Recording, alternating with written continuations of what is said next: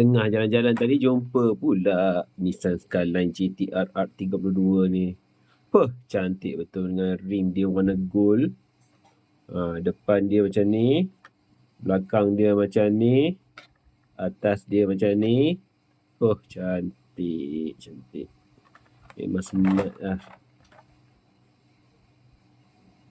Apa lagi betul? Ni colour dia. Dia boleh tukar di merah dengan hitam. Air sejuk, air panas.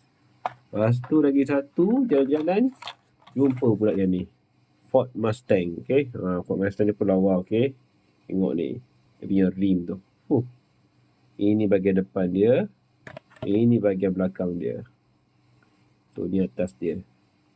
Ini pun cantik juga, Ford Mustang. So kalau celup air panas jadi kuning, celup air sejuk jadi hitam. Dua-dua cantik. Ni cantik, ni pun cantik.